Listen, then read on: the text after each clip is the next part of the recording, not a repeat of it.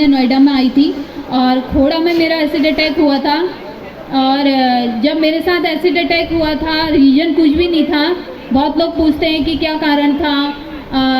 कारण ये था कि जहाँ मैं रहती थी उसकी सेकंड गली में वो लड़का रहता था, आते जाते देखता था मुझे और मेरी रूम पार्टनर के हाथ जवाब भेजता था, मुझे फ्रेंडशिप करनी है, शादी करनी है। 6:30 बजे तो तड़पती रही, किसी ने हाथ नहीं लगाया, किसी ने हाथ नहीं लगाया। गाड़ी गई, ऐसा भी नहीं कि कोई नहीं जा रहा था। नाइट ड्यूटी वाले जा रहे थे, आ रहे थे, मॉर्निंग वाले जा रहे थे, गाड़ियाँ जा रही थी, किसी ने हाथ, अरे ये तो एसिड अटैक का मामला है, हम क्यों फंसे, हमें कंपनी को देता कि मौत क्यों नहीं आ रही। क्योंकि अगल बगल सब यही बोलते थे, लड़की जिंदगी भर का बोझा हो गई, कैसे पालोगे। कल लड़के साथ मुझे नोएडा के कम से कम 17-18 हॉस्पिटल घुमा दिया, किसी हॉस्पिटल वालों ने एडमिट नहीं करा। हॉस्पिटल लास्ट वो था हॉस्पिटल। इतना मुझे याद है कि मैंने कितने डॉक्टरों से मिन्नत करी कि मुझे कुछ ऐसा लगा दो जिससे मुझे ठंडी मचे और मेरे को ये दर्द सहन ना। उन्होंने कहा नहीं, हम कुछ भी नहीं कर सकते, पेशेंट की जान जा सकती है। 95% पेशेंट जल चुका है, तो से क्या जलाओगे हमको जब तेजाब हमें नहीं जला पाया। हौसला हमारा इतना बुलंद है, हौसला हमारा इतना बुलंद है कि आज तक हमको कोई नहीं रोक पाया। क्योंकि एसिड अटैक का, रेप केस का शिकार हो रही हैं, सरेआम टेलीविजन पे आता है, वहीं पर ही बाप बैठा रहता है, वहीं पर ही भाई बैठा रहता है जवान, और ऐसी ऐसी अश्लीलता चीज़ें दिखाई जाती हैं। और तुम सड़क से भी गुजरो तो ऐसी ऐसी अश्लीलताएं, उससे अच्छा तो बेटर है कि मैं नहीं देख सकती। मैंने मना कर दिया था। और मैंने मना इसलिए किया कि मेरी 2007 में 21 साल की दीदी किडनी इन्फेक्शन से ख़त्म हुई थी 6 महीने पहले। तो मैंने कहा मैं यहाँ पे जॉब करने आई हूँ, हाई स्कूल की पढ़ाई छूट गई थी, तो मैंने अपने परिवार की कंडीशन को अच्छा करने, बेहतरीन करने के लिए मैं यहाँ पे आई हूँ ताकि मेरे 2 छोटे भाई बहन पढ़ पाए। हम मैंने शिक्षा प्राप्त नहीं की, कोई बात नहीं, मेरी माँ नदी में रेता निकालती है तो वो कब तक उसको बच्चों को पढ़ाएगी। क्योंकि उस टाइम पे नदी पे गगास नदी बोलते हैं, मोस्टली लोग जानते होंगे रानीखेत में, तो वहाँ पे जब नदी से रेता निकलता था तो 12 रुपये कट्टे बिकता था। आज तो कम से कम 30 रुपये तब भी है, उस टाइम पे 12 रुपये। और मैं गांव में जब मजदूरी करती थी हाई स्कूल की पढ़ाई छोड़ के, आज गांव में महिलाओं की दिहाड़ी 300 रुपये हो गई है। इस चीज़ को सबको पता होगा। लेकिन मेरे समय पे 2006 से मैं दिहाड़ी करती थी। 1 किलोमीटर दूर रोड से गांव में ईंटें ढोलनी पड़ती थी, 12-12 ईंटें। उसमें भी जिसका मकान लगता था पहले ही बोल देता था कि 12-12 ईंटें लानी है, 12 घात करोगे, और सीमेंट के आधे आधे कट्टे रहता, और मात्र 30 रुपये दिहाड़ी। मात्र 30 रुपये दिहाड़ी में पूरे दिन भर मजदूरी करो। फिर मेरी जानने वाले थे, उन्होंने बोला कि दिल्ली आ जाओ। दिल्ली आए तो मैं अपनी रूम यहाँ नोएडा में रह रही थी, मेरी जो रूम पार्टनर थी उसके साथ। उसके हाथ वो लड़का, पहले तो उसे पता नहीं था कि इसकी रूम पार्टनर है, आते जाते देखता था। एक दिन संडे की छुट्टी थी तो संडे मार्केट में भी उसने सब्जी लेते हुए उसके साथ देखा, तो वो मिल्डा में करते थे दोनों जने। उसने उससे पूछा कि ये कौन है। उसने कहा ये उत्तराखंड से है और मेरी फ्रेंड है, रूम पार्टनर है। तो उसने बोला ये तो मैं काफ़ी टाइम से देखता हूँ, इससे मुझको शादी करनी है।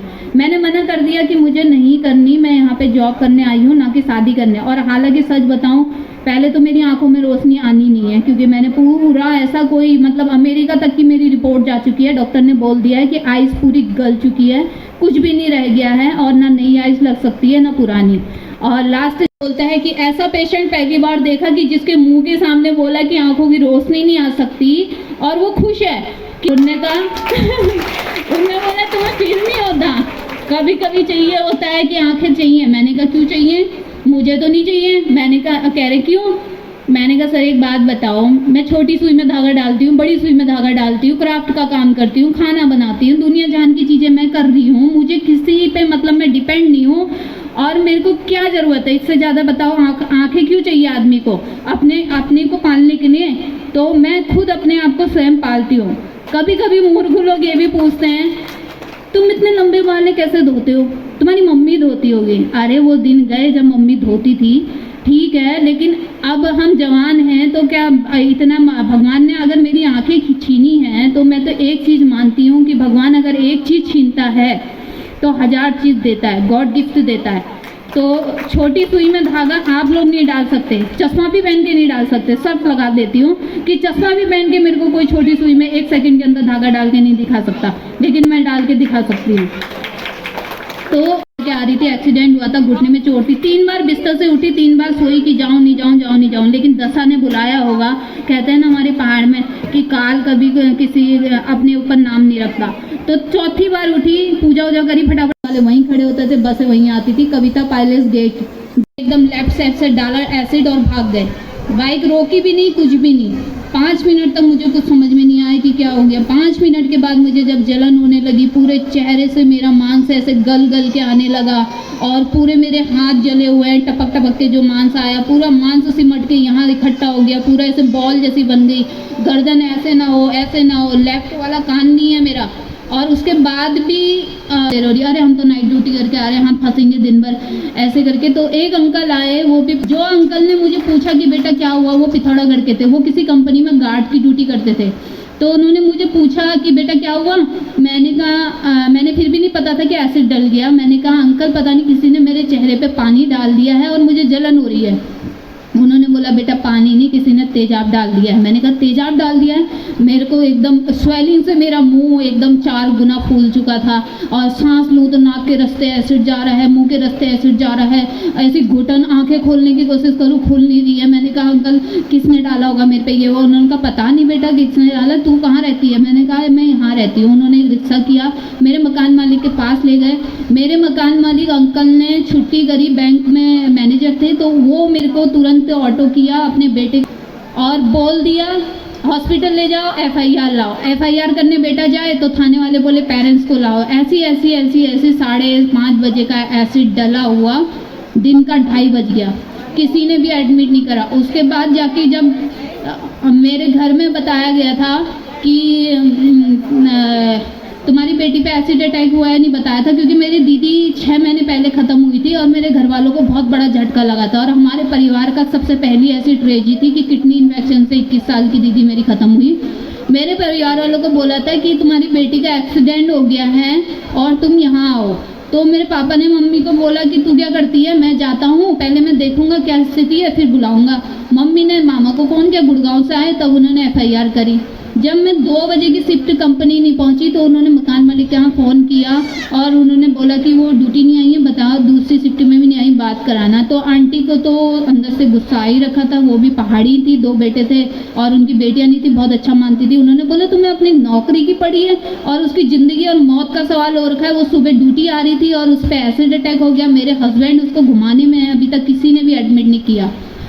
उन्होंने बोला ठीक है आप ऐसा करिए, जहां आपके हस्बैंड ने वहीं रोक दीजिए और हम एम्बुलेंस भेज दें। जिला मराठी और बाद में फिर उन्होंने कुछ नहीं किया। जब कंपनी ने एम्बुलेंस भेजी तो नोएडा से सफदरजंग का कितना फासला है, वहां से मुझे सफदरजंग लाया गया। 3:30 बजे मुझे ICU में डाला। 3:30 बजे ICU में डालने के बाद मुझे 8 फरवरी को हल्का सा होश आया। पापा ने जब यहाँ देखा, पापा ने मम्मी को फ़ोन किया, यहाँ तो एक्सीडेंट नहीं हो रखा है, यहाँ तो कुछ और ही हो रखा है, तू आ जा, तेरी ज़रूरत है। तो मम्मी को ये नहीं बताया, ऐसा डाल दिया क्योंकि कमज़ोर दिल के थे दोनों माँ बाप। लेकिन पापा आए सबसे पहले अंदर, 12 नंबर पेशेंट का गार्जियन कौन है, पापा आए। तो मैंने बोला पापा मैं मेरे को क्या हो गया। पापा ने कहा बेटा, पापा को तो पता था, पापा ने कहा कुछ पता नहीं बेटा। मैंने कहा पापा मेरे को दिख नहीं रहा कुछ, तुम कहाँ खड़े हो। तो पापा लेफ्ट में दाएं में खड़े थे, मैं लेफ्ट में देख रही। पापा ने कहा मैं इधर खड़ा हूँ बेटा बाईं तरफ। मैंने कहा पापा मुझे कुछ दिख नहीं रहा। पापा रोने लगे, पापा चले गए बाहर। मम्मी को भेजा, वो ऐसा ऐसा कह रही। मम्मी आई, मैंने मम्मी को भी वही बोला। उसके बाद मम्मी भी रोना धोना, मम्मी फिर उन्होंने डॉक्टर ने बोल दिया कि पेशेंट से कोई नहीं मिलेगा और मैं बेहोश हो गई।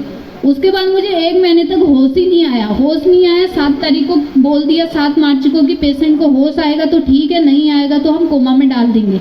तो 1:15 बजे रात मुझे 8 मार्च 1:15 बजे रात मुझे होश आया और उसके बाद 1 महीना मैं कंटिन्यू ICU में रही हूँ और उसके बाद 3 महीना जनरल वार्ड में। उसके बाद फिर जो भी रहा वो तो इलाज का ट्रीटमेंट रहा लंबा दौर। फिर मेरे को 2008 में लास्ट में मेरे को गांव ले आए। जब डॉक्टर ने बोला कि जला हुआ ठंडे में ज़्यादा अच्छा हो सकता है तो गांव ले आए। तो गांव में लाने के बाद 2 साल में ऐसा डिप्रेशन में रही कि सोचो, जिस बाप ने जिस बेटी को पैदा किया उस बाप की आवाज़ तक का सुनना, मतलब इतना दहशत हो गई थी दिल में। और बाइक की आवाज़ सुनो, मेरे सामने टीवी लगा दो, अगर टीवी गाड़ी की आवाज़ सुन लूँ, बाइक की आवाज़ सुन लूँ, सदमा लग जाए। पापा की आवाज़ सुन लूँ, सदमा लग जाए। भाई की आवाज़ सुन के सदमा लग जाए। बड़ी मुश्किल से जैसे तैसे 2 साल से फिर अपने आप को बाहर निकाला। और उसके बाद अल्मोड़ा एक दृष्टिहीन कार्यालय थे, वहाँ मुझे बुलाया गया कि यहाँ पे ब्लाइंडों को क्राफ्ट का कुछ सिखाया जा रहा है। मैं उसको चलाते थे, वो खुद एक दृष्टिहीन थे और उन्होंने मुझे जब समझाया कि एक ब्लाइंड की ज़िंदगी बहुत बड़ी होती है, बेटा तू क्यों सोच रही ऐसा है, तेरे साथ तो चल अटैक हुआ 19 साल की उम्र में, 18 साल की उम्र में मैं जॉब करने गई, 19 साल की उम्र में मेरे साथ एसिड अटैक हुआ।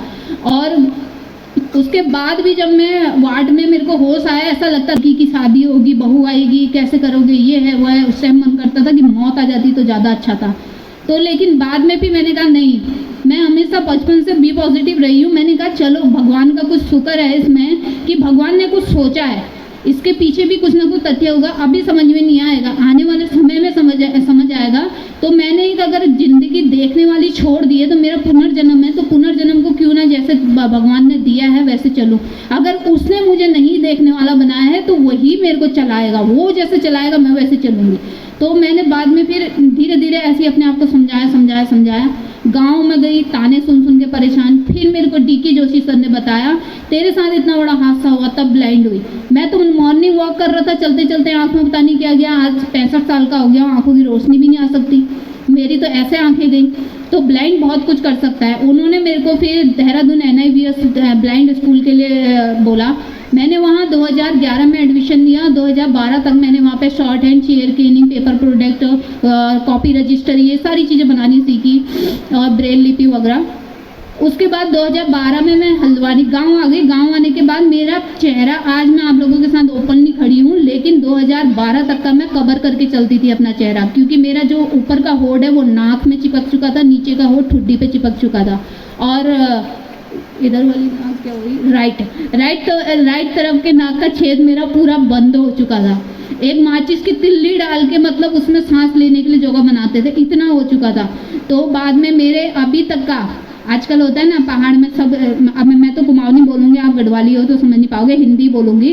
तो पहाड़ में नहीं ना, मेरा ऑपरेशन द्वारा 19 हरा, मी एक बाल्टी ले नहीं उठा सकन, मी और नहीं कर सकन, बोलते हैं ना, 1000 नखरे होते हैं। कई महिलाएं यहाँ पे भी होंगी, मैं मतलब उनको हर्ट नहीं कर रही हूँ, एक बात बता रही हूँ। ऑपरेशन से एक बच्चा होता है, महिला के 100 नखरे होते हैं। नहीं मुझे बेड से नीचे नहीं उतरना, मुझे ये नहीं करना, मुझे वो नहीं करना। सोचो कि मेरे 24 ऑपरेशन है, पूरा शरीर फाड़ा हुआ है मेरा। तुम्हारा तो पेट फाड़ के ही बच्चा निकलता है, लेफ्ट को फाड़ते हैं, मेरा तो पूरी दोनों टांगों की जो राग होती है, रागों से निकला है। 46 टांके एक तरफ, 46 एक, और हाथों में 46 टांके हैं, पूरी जांघों से क्राफ्ट निकला है। मतलब 24 ऑपरेशन है, उसके बाद भी जिंदा दिल खड़ी हूँ। एक 2 पंक्तियाँ है ना, वो 2 पंक्तियाँ अभी 4 तारीख को सोनीपत में थी, तो वहाँ पे भी मैंने बोली थी, शब्दों से क्या जलाओगे हमको जब तेजाब हमें नहीं। तो इतने लोगों ने ताने मारे, क्या कहानी, क्या लैंग्वेज है, कहानी काना, इससे ज़्यादा कुछ आता नहीं पहाड़ी लोगों को, बस हो गया। उससे ज़्यादा उनकी ज़िंदगी कुछ है ही नहीं, कहानी काना। मैंने भी मन में ठानी, मैंने कहा मैं भी कुछ ऐसा करके दिखाऊंगी जो तुम गाँव में कहानी काना बोलते हो ना, इसकी अहमियत ही भूल जाओगे कि कहानी काना होता ही क्या है। मैं 2012 में हल्द्वानी शिफ्ट हो गई, 12 में हल्द्वानी शिफ्ट हुई। मैंने कसम समाज सेवा खाने की उस दिन खाई थी जिस दिन मेरे लिए हमारे नैनीताल डिस्ट्रिक्ट में निधिमणि त्रिपाठी मैडम DM थी, और सोशल सर्विस करते थे गुरविंदर सिंह चड्डा जी। उनके थ्रू मेरे लिए 1,25,000 रुपये डोनेशन इकट्ठा किया मेरे इलाज के लिए, क्योंकि मेरे को अपना चेहरा ठीक करना था। क्योंकि मेरे चेहरे को देख के हर कोई बोलता था भूत भूत भूत भूत, बच्चे रोने लग जाएं, औरतें ऐसे बोले। मेरे को हो गई थी कि मेरा होठ और मेरा थोड़ा सा ये चेहरा भी ठीक हो जाता, मैं बिना नकाब के चलूँ तो मैं बहुत कुछ करूँगी। तो जिस दिन मेरे को ऑपरेशन थिएटर में ले जाया गया, मैंने कसम खाई कि भगवान, अगर जिस प्रकार इन लोगों ने मेरे लिए डोनेशन इकट्ठा किया और आज मेरी सर्जरी हो रही, मेरा चेहरा थोड़ा बहुत बिना नकाब के बाहर निकलने लायक हो गया, तो मैं आज कसम खाती हूँ ऑपरेशन थिएटर के अंदर जाकर कि मैं गरीबों के लिए कार्य करूँगी, मैं भी लोगों के लिए करूँगी। उसके बाद जब मेरा ऑपरेशन हुआ, ऑपरेशन होने के बाद जब मैं बाहर निकली तो मेरा जो होठ था, मुंह, डॉक्टर मेरे से मजाक करता था कि बेटा चिंता मत कर, तेरा मुंह इतना बड़ा खोल दूंगा कि तू पूरा गोलगप्पा खा सकती है। मेरा मुंह पूरा नहीं खुलता था, मैं एक चम्मच से खाना खाती थी, उसमें 4 दाने चावल के जाते थे, वो भी आधे बाहर गिरते थे आधे अंदर। तो बाद में मेरा पूरा चेहरे का सर्जरी हो गया, ठीक हो गया। फिर मैंने धीरे धीरे सोशल सर्विस शुरू करी। मैंने अभी तक का 29 बच्चों की एजुकेशन कराई है, जिसमें कुछ दिव्यांग बच्चे हैं, कुछ नॉर्मल हैं, और 18-19 लोगों के इलाज के लिए हेल्प करी है। इसमें कुछ ऐसे सर्वाइवर हैं तो कुछ गरीब हैं। अब तो आयुष्मान कार्ड बन चुके हैं, लेकिन मोस्टली ऐसे लोगों के पास आयुष्मान कार्ड भी नहीं है जो ज़रूरतमंद है।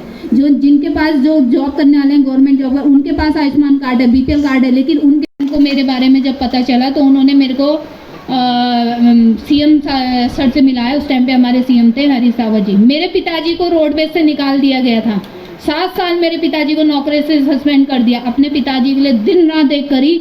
मेरे पापा कहते थे बेटा रहने दे, मत कर मेहनत, नहीं मिलेगी नौकरी। मैंने कहा ज़्यादा ज़्यादा क्या होगा, ज़िंदगी का मेरा अपना एक वसूल है, यस या नो, या तो होगा या नहीं होगा, लेकिन पॉजिटिव चलोगे कि होगा ही होगा। मैंने कहा होगा। 7 साल की नौकरी मैंने अपने पिताजी की वापस दिलाई, धक्के खाए मुख्यमंत्रियों के और क्या कहते हैं आरएम ऑफिस के धक्के खाए, लेकिन सडनली 2012 में जब मेरा ऑपरेशन हुआ था, मैं भूल गई, 2012 में जब मेरा ऑपरेशन हुआ उसके बाद जब मैं बाहर आई तो लास्ट 31 दिसंबर को मेरी बहन 18 साल की ख़त्म हो गई थी। बहुत बड़ा झटका लगा उस दिन।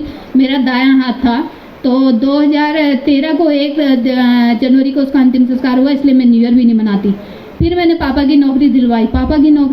2014 में ही मुझे निर्भया प्रकोष्ठ नैनीताल में जॉब भी दी थी, अनुसेवक के पद पे माननीय हरीश रावत जी की द्वारा ही दी गई थी, और 7,500 रुपये मुझे मानदेय मिलता था। और हल्द्वानी में आज भी रेंटेड हूँ, उस टाइम भी रेंटेड थी।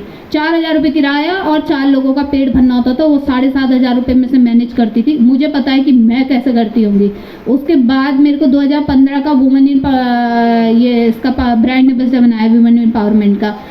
और धीरे धीरे करके जब मैंने पापा की नौकरी दिलाई, जैसी पापा को 2015 में नौकरी मिली, वैसी 2000 पापा में ऑन ड्यूटी पापा को हार्ट अटैक हुआ। पापा 2016 में हो चल से। उसके बाद फिर धीरे धीरे करके मैंने ऐसी फाइट करती रही। मैंने 2015 में बॉयज़ पीजी खोला हल्द्वानी में। जब मैंने देखा कि पहाड़ से बच्चे पढ़ने आते हैं यहाँ और 6,000, 7,000, 8,000 से नीचे कोई पीजी नहीं है, मैंने 20,000 रुपये रेंट में एक बिल्डिंग ली और उसमें मैंने बेड, बिस्तर, अलमारी, 3 टाइम का खाना और पंखा सब कुछ फैसिलिटी देने के बावजूद 2015 से 2020 तक मैंने वो पीजी चलाया। बस का मुझे कुछ नहीं था, बस मुझे खुशी इस बात की थी कि मैं इन लड़कों को एक अच्छा मोटिवेशन दे पा रही हूँ। और आज वो लड़के एक मोटिवेशन इतना अच्छा है कि ना वो नशेड़ी हैं, ना वो नशा करते हैं, ना वो आज अच्छी जगह पे पहुँचे हुए हैं, और ना किसी की लड़की को गलत नज़र से देखते हैं। क्योंकि कैसे अपने आप को मैनेज करती हूँ और कैसे उनके लिए खाना बनाती हूँ। 28 बच्चों के लिए लगा लो कि 120 रोटियाँ के लिए बनानी पड़ती थी, तो वो बच्चे बनाती रहूँ, खाते रहें। इतना खुश बच्चे की दीदी हमें एक मोटिवेशन मिलता है। तो धीरे धीरे करके जब मुझे ब्रांड एम्बेसडर बनाया 2020 में मैंने पीजी बंद कर दिया। और क्योंकि 2020 में पीजी बंद करने का ये था कि कोरोना काल आया तो उस टाइम पे सारे बच्चे घर चले गए। 3 महीना मेरा पीजी बंद रहा। 1 महीना मकान मालिक ने माफ़ किया, लेकिन 2 महीने का मैंने फिर भी भरा, खाली पीजी भरा। जब घर घर में लॉकडाउन में राशन बांटने आ रहे थे, कितनी शर्म की बात है। मैं तो इस मंच से यही संदेश दूंगी हर किसी को, कम से कम किसी के साथ इतना बड़ा अगर हादसा हो गया है तो उसके साथ पॉलिटिक्स मत खेलो। पॉलिटिक्स खेलना तुम्हारे से मैं धिक्कार है। किसी की बेटी हूँ मैं किसी की राहगीरी कोई नाली से मिली हुई नहीं हूँ। मैं भी एक बेटी हूँ, मैं भी किसी से जन्मी होंगी। मुझे ब्रांड एम्बेसडर बनाया, अच्छी बात है, लेकिन उस ब्रांड एम्बेसडर का मैं कोई वैल्यू नहीं समझती। लोग मुझे बोलते थे कि तुम्हें ब्रांड एम्बेसडर बनाया, तुम अपनी पावर का क्यों नहीं करते यूज़। मैंने कहा क्या बनाया, 4 साल, 5 साल, 6 साल रहना तो लास्ट में अपनी औकात में है ना। तो इसलिए उसी हैसियत से बात करो। जहाँ तुमसे अगर प्यार से अगर काम निकल रहा है तो क्यों अपनी पावर का यूज़ करना है। तो पावर यूज़ ही नहीं करनी है। तो मेरे को ब्रांड एम्बेसडर बनाया भी तो मिला क्या मिला, कुछ भी नहीं। 2017 से कौन सी बेटी बचाओ बेटी पढ़ाओ अभियान में मुझे बुलाया है, उत्तराखंड के कौन से प्रोग्राम में बुलाया, कुछ ही नहीं। 2020 में यहाँ तक कि जब कोरोना काल में हर घर में राशन बट रहा था, मेरे गेट के सामने मैंने मम्मी को इशारा किया, चुप जा। फिर मैंने कहा एक बात बताओ, मेरे चेहरे पे लिखा है या मेरे माथे पे लिखा है कि मैं कांग्रेस की हूँ या बीजेपी की हूँ। उन्होंने सीधे बोला अरे ये तो कांग्रेस ही है, इसे तो राशन कांग्रेस वाले देंगे। अरे कैसी पॉलिटिक्स खेलते हो तुम लोग एक सर्वाइवर के साथ। शर्म है, सेम है तुम लोगों के लिए कि एक तेजाब पीड़ित लड़की ब्लाइंड हो गई, आंखें खो दी, चेहरा खो दिया, समाज के लिए कार्य कर रही है, अपने परिवार। चाहूँ तो मैं भी अपना घर भर सकती हूँ। आज भी कोई मेरे घर आके देख ले, किराए के मकान पे रहती हूँ। अगर मेरे को लोग आज भी बोलते हैं ब्रांड एम्बेसडर है, तो से क्या जलाओगे हमको, जब तेजाब ने हमें जलाया है। ऐसे ऐसे शब्द, ऐसे ऐसी महिलाएं भी आज भी समाज में है कि मुंह के सामने बोल जाती है तो अंधी नहीं है तो पागल बनाती है। अरे किसी को शौक है क्या कि कोई देखने वाला है उसके बाद वो बोले मैं देख नहीं सकता, मैं अंधा हूँ, मैं अंधी हूँ। हद है, मतलब शर्म होनी चाहिए। कैसी मेंटेलिटी है तुम्हारी? जो महिला अपने बलबूते पे आगे बढ़ने की कोशिश कर रही हो, तुम उसकी टांग खींच के उसको गड्ढे में डालने की कोशिश कर रहे हो। और महिला दिवस हर महिला का हर दिन का दिवस है। और महिला दिवस जैसे अभी सरिता दी थी, या सुनीता दी, मैं नाम मिस हो गया, उन्होंने सही बोला कि जब तक ये कमज़ोर लोगों का होता है, लेकिन इसको मनाने का एक रीज़न ये होता है कि कमज़ोर महिलाओं के सामने ऐसी महिलाएं खड़ी करी जाएं जिसके अंदर वो कमज़ोर महिलाओं को भी ये पावर जागृत हो। आपकी बैटरी लो होगी फ़ोन की, जब तक चार्ज नहीं करोगे तब तक फ़ोन में बैटरी नहीं होने की चार्ज। ऐसी उन महिलाओं को चार्ज करने के लिए हम जैसी महिलाओं को मंच पे खड़ा करा जाता है। इसके अलावा मैंने फेशियल भी नहीं करा। मैंने साफ मना किया, मैं जैसी हूँ वैसी सही हूँ, मैं ऐसी ही फैशन शो करूँगी। और फर्स्ट प्राइज दीवा का प्राइज मिला मेरे को वहाँ पे। और कई लोगों ने इतना मनोबल गिराया, नहीं नहीं चश्मा पहन लो। अरे नहीं पहनना, फेसबुक पे फोटो डालूंगी, ची ची ची ची, इतना अच्छा चेहरा तो है नहीं, सुअर का जैसा चेहरा है और फोटो डाल रही है। रावण कोई तोड़ दो हाथ, अगर हाथ उठने लगे, छूने पाए ना महिला का दामन कोई, राम भी तुम्ही लक्ष्मण साथियों, अब तुम्हारे हवाले वतन साथियों।